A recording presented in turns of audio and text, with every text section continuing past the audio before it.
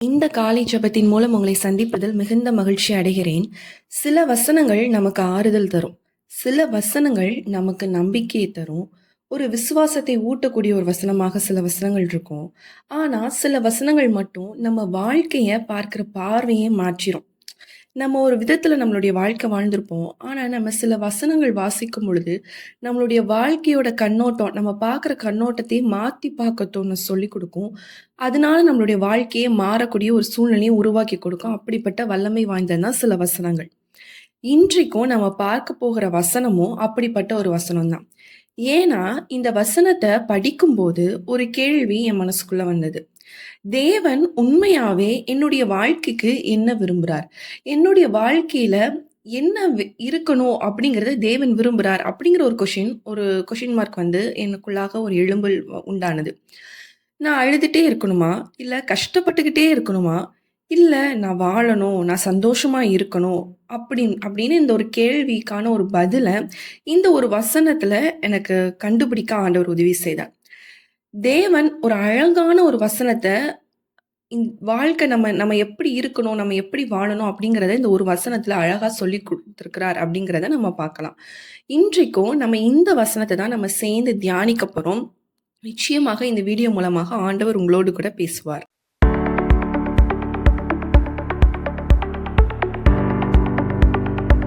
நம்ம ஒரு வசனம் வாசிக்கலாம். 3 யோவான் 1ஆம் அதிகாரம் 2ஆம் வசனத்துல சொல்லப்பட்டிருக்கு.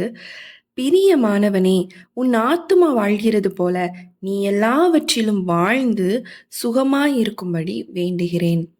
இந்த வசனத்த படிக்கும் போதெல்லாம் ஒரே ஒரு வார்த்தை தான் என் மனச ரொம்ப டச் பண்ணும் அப்படின்னு சொல்லலாம்.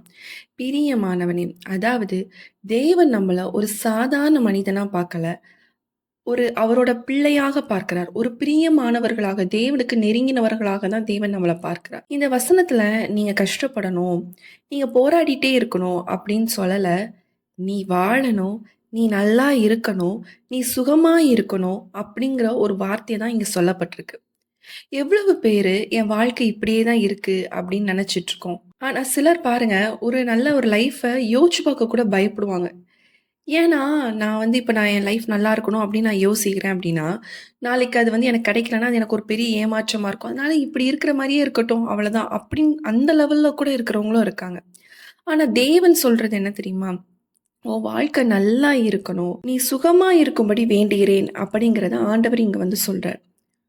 உங்களுடைய வாழ்க்கைக்கான சில ஆசீர்வாதங்கள் தாமதமாகலாம். ஆனா, அது அப்படியே உன்ட்ட வரவே வராது அப்படிங்கிறது கிடையாது. சில ஆசீர்வாதம் வேணா தாமதமாகலாம். நிச்சயமா உன்கிட்ட வரும். நீ வாழ்ந்து சுகமா இருப்ப அப்படிங்கிறது தான் ஆண்டவர் இன்று நமக்கு இந்த வார்த்தை மூலமாக ஆண்டவர் பேசிக் கொண்டிருக்கிறார். வேதத்துல கூட ஒருத்தர் உண்டு தீமோத்தேயு. இந்த வசனத்த படிக்கும்போது எனக்கு ஒண்ணே நினைவுக்கு வந்துச்சு யாருன்னா தீமோத்தேயு தான். அவர் வந்து ஒரு பெரிய மனுஷர். பெருசா ஒரு பெரிய ஒரு ஆள் கிடையாது. அனுபவம் கிடையாது. பெரிய அனுபவம்லாம் அவருக்கு இல்ல. அவருக்கு வயசும் ரொம்ப கம்மி. அவருக்கு பயம் இருந்துச்சு. சில நேரங்கள்ல தன்னால முடியுமா? என்னால இந்த பொறுப்ப செய்ய முடியுமா? அப்படின்னு யோசிச்சிருப்பாரு. அதனால தான் பவுல் வந்து அவருக்கு ஒரு வார்த்தை சொல்றாரு. "உன்னோட இளவயதை யாரும் அசட்டை பண்ணாதபடி என்னது? நீ வந்து கவனமா பார்த்துக்கோ" அப்படிங்கிற ஒரு வார்த்தைய அங்க வந்து சொல்லுவாரு. அதாவது தீமோத்தேயுவே அதாவது மக்கள் உன்னை வந்து பார்க்குறாங்கன்னு கவலைப்படாத. தேவன் உன்னை எப்படி பார்க்கிறார் என்பதுதான் முக்கியம். எவ்வளவு ஆழமான ஒரு வார்த்தைன்னு பாருங்களேன். நம்ம வாழ்க்கையிலும் அப்படித்தானே. சில நேரங்கள்ல நம்மை நாமே என்ன பண்ணோம் குறைச்சு நம்ம வந்து மதிப்பிடுறோம். என்னால முடியாது. நான் ஒரு சாதாரண ஆளு. எனக்கு திறமை இல்ல. எனக்கு யாரும் சப்போர்ட் இல்ல அப்படின்னு சொல்லிக்கிட்டே இருப்போம். தேவன் நம்மள அப்படி பார்க்கிறதே அல்ல.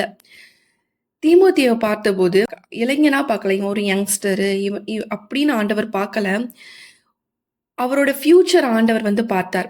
அவரோட குறைகள பார்க்கல, அவரோட அழைப்பு எப்படிப்பட்டது அதான் தேவன் பார்த்தார். அதனால தான் ஒரு இளைஞனுக்குள்ளாக பல இளைஞர் வந்து சபைகளுக்கு என்னதுன்னா, ஒரு லீடர்ஷிப் அப்படிங்கிற ஒரு குவாலிட்டிய ஆண்டவர் வந்து கொடுத்தார். இப்போ இந்த ஸ்டோரிக்கும், இந்த வசனத்துக்கும் என்ன அர்த்தம் அப்படின்னு கேட்டீங்கன்னா, இப்ப நம்ம அத குறிச்சு பார்க்கலாம். தேவன் உங்களையும் அப்படிதான் பார்க்கிறார். நீங்க உங்கள தோல்வி அடைந்தவரா பார்க்கலாம். எல்லாத்துலயும் நான் தோல்வி தான் அடையறேன். என்னுடைய வாழ்க்கையில ஒரு வெற்றி இல்ல. வெற்றியே என்னுடைய வாழ்க்கையில இல்ல அப்டின்னா, தேவன் உங்கள நீங்க ஒரு வெற்றி பெறக்கூடிய நபராக தான் பார்க்கிறார். என் வாழ்க்கை முடிஞ்சிருச்சு அப்படின்னு நீங்க நினைக்கலாம். ஆனா தேவன் சொல்றாரு, சிறந்த நாட்கள் இன்னும் உனக்காக காத்துட்ருக்கு.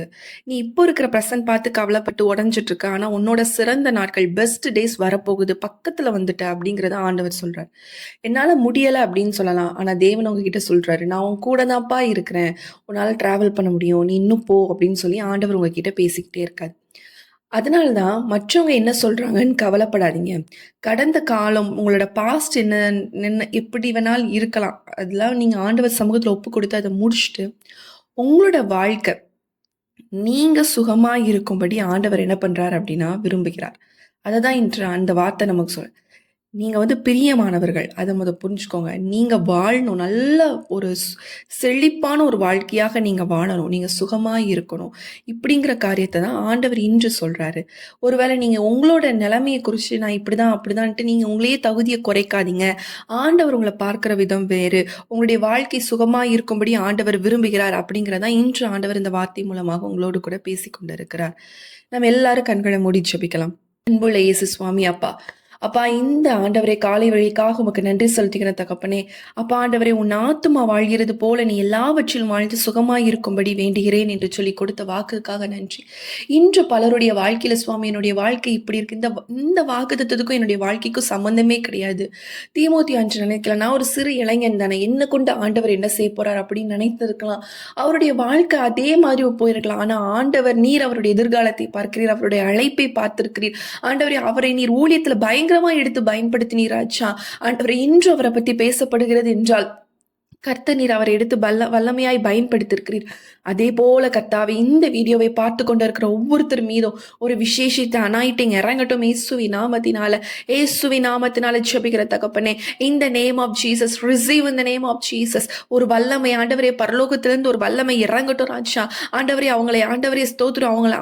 அவங்கள பெருசா என்ன விடாதபடி, அவங்களுடைய சிந்தனை கூட ஒரு பாசிட்டிவா சிந்திக்க விடாதபடி கட்டி வைத்திருக்கிறார் ராஜா பிசாசு. அந்த கட்டுகள் எல்லாம் உடைக்கப்படட்டும் இயேசுவின் நாமத்தினால.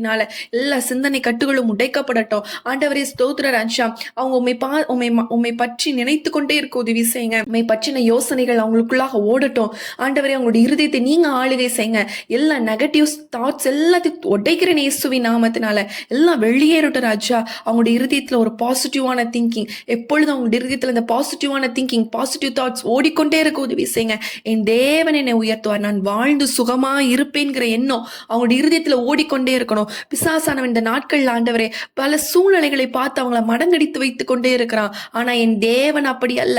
என் தேவன் உயர்த்துகிற தேவன். ஆண்டவரே நீர் ஆண்டவரே சோதனையின் மத்தியிலும் எங்களோடு கூட இருந்து எங்களை கரம் பிடித்து ஆண்டவரை எங்களை தப்பித்து வழி நடத்தி வைக்கிற தேவன் சுவாமி. இந்த வேளையிலும் கர்த்தாவே ஒருவேளை ஆண்டவரே அவங்களுடைய பாதை ஆண்டவரே முட்கள் நிறைந்த பாதையாக இருக்கலாம். என் தேவன் அதை ஆண்டவரை ஸ்தோத்திர ராஜா நடந்து வந்து ஆண்டவரை சுகமா இருக்கும்படி கர்த்தர் உதவி செய்யுங்க. அப்ப அவங்க வாழ்ந்து சுகமா இருக்கும்படி உதவி செய்யுங்க ராஜா. ஆண்டவர் உங்களுடைய வாழ்க்கை ஆண்டவரே ஆண்டவரே இந்த நாட்கள் ஆண்டவரே சில பேருக்கு வாழ்வதற்கு கூட விருப்பம் இல்லாதபடி இருக்கிறாங்க ராஜா. ஏன்னா கடன் சுமையினால அப்பா வாடிக்கொண்டு இருக்கிறாங்க. இயேசுவின் நாமத்தினால் எல்லா கடன் கட்டுகளும் உடைக்கப்படட்டும் இந்த name of Jesus. Thank you holy spirit. இந்த நேரத்தில் ஒரு சகோதரி, என்னுடைய கடன் பிரச்சனையினாலே என்னுடைய வாழ்க்கை எனக்கு வாழவே விருப்பம் இல்லை, நான் எதுக்கு வாழணும், இந்த கடனை வைத்து விட்டு இதை சமாளிக்கவும் முடியலை, மெல்லவும் முடியலை, முழுங்கவும் முடியலைங்கிற ஒரு சூழ்நிலை நீங்க இருந்து கொண்டு இருக்கிறீங்க. ஆண்டவர் சொல்கிறார், நீ வாழ்ந்து சுகமாய் இருப்பாய் மகளே, நீ வாழ்ந்து சுகமாய் இருப்பாய் என்று சொல்லி ஆண்டவர் உங்களுக்கு வாக்கு பண்ணுகிறார். Thank you holy spirit, thank you holy spirit. Amen. இந்த நாள் உங்களுடைய எண்ணத்தை நீங்க மாற்றுங்க. ஆமேன். நான் தேவனுக்காய் வாழுவேன், தேவன் என்னை சுகமாய் தங்கியிருக்க பண்ணுவார் என்று சொல்லி விசுவாசிங்க. உங்களுடைய சூழ்நிலைகள் மாறும். ஆண்டவர் சூழ்நிலையை மாற்றுகிறவர். இன்று உங்களுடைய வாழ்க்கையில் உங்களுடைய சூழ்நிலைகள் எல்லாவற்றையும் ஆண்டவர் மாற்றுகிறார். Thank you Lord, thank you Lord. கர்த்தாவே அப்பா என்னோடு கூட இணைந்து ஜெபிக்கிற ஒவ்வொருத்தருடைய வாழ்க்கையிலும் கர்த்தர் நீர் அற்புதத்தை செய்யுங்க, அதிசயத்தை செய்யுங்க. எல்லா தடைகளை கர்த்தர் நீர் உடைத்து போட போகிறீர். அதற்காக உமக்கு ஸ்தோத்திரம். தாழ்த்தி ஒப்பு கொடுத்து ஜெபிக்கிறோம். இயேசுவின் நாமத்தில் ஜெபிக்கிற நல்ல பிதாவே, ஆமேன். என் ஆத்துமாவே கர்த்தரை ஸ்தோத்ரி, என் முழு உள்ளமே அவருடைய பரிசுத்த நாமத்தை ஸ்தோத்ரி. என் ஆத்துமாவே கர்த்தரை ஸ்தோத்ரி, கர்த்தர் செய்த சகல உபகாரங்களையும் மறவாதே. ஆமேன். இந்த நாளிலும் இந்த வார்த்தையின்படி நீ எல்லாவற்றிலும் வாழ்ந்து சுகமாய் இருப்பாய் அப்படிங்கிற வார்த்தையின்படி கர்த்தர் நிச்சயமாய் உங்களை ஆசீர்வதிப்பார். ஆசீர்வதிப்பார். உங்களுடைய தேவைகள் எல்லாவற்றையும் அவருடைய சமூகத்துல ஒப்புக்கொடுங்க. நீங்க ஆண்டவருக்காக நீங்க ஒரு ஸ்டெப் எடுக்கும் பொழுது நிச்சயமா ஆண்டவர் உங்களுடைய காரியங்கள் எல்லாவற்றையும் வாய்க்க பண்ணுவார். நீங்க இப்ப இருக்கிற நிலைமை வேணா அதற்கு வாய்ப்பில்லாத நிலைமையா இருக்கலாம். பட் உங்களுடைய எதிர்காலம் ஒரு நல்ல ஒரு செழிப்பான எதிர்காலமாக இருக்கு. அதை மட்டும் நீங்க விசுவாசித்துக் கொள்ளுங்க. இந்த நாளை கர்த்தர் உங்களுக்கு விசேஷமாக இந்த வாக்குத்தத்தத்தை கொடுத்து ஆசீர்வதிக்கிறார். இந்த வார்த்தையை நீங்க விசுவாசமாய் அறிக்கை பண்ணுங்க. கர்த்தர் நிச்சயமா உங்களை ஆசீர்வதிப்பார். இந்த வீடியோ உங்களுக்கு ரொம்ப பிரயோஜனமாக இருந்திருக்கும் என்று சொல்லி நான் கர்த்தருக்குள் விசுவாசிக்கிறேன். இது அநேகருக்கு ஷேர் பண்ணுங்க. அவங்களுக்கும் இது பிரயோஜனமாக இருக்கும். இந்த சேனலை நீங்க புதுசா பார்த்துட்டு இருக்கீங்க அப்படின்னா கண்டிப்பா சப்ஸ்கிரைப் பண்ணிக்கோங்க. டெய்லி காலையில 5:30 மணிக்கு நம்ம ப்ரேயர் வீடியோ போட்டுட்டு இருக்கோம். நீங்க எங்களோடு கூட இணைந்து ஜெபிங்க. இந்த நாளைய ஜெபத்தோடு ஆரம்பிங்க. கர்த்தர் நிச்சயமா உங்களை ஆசீர்வதிப்பார். உங்களுக்கு ஜெப குறிப்புகள் இருக்கும் அப்படின்னா ஸ்கிரீன்ல தெரியக்கூடிய வாட்ஸ்அப் நம்பருக்கு மெசேஜ் பண்ணுங்க, கால் பண்ணுங்க, இல்லைன்னா வாய்ஸ் நோட் பண்ணுங்க. கண்டிப்பா நாங்க உங்களுக்காக ஜெபிக்கிறோம். மீண்டும் உங்களை அடுத்த ஒரு ப்ரேயர் வீடியோல சந்திக்கிறேன். கர்த்தர் உங்களை ஆசீர்வதிப்பாராக. ஆமேன்.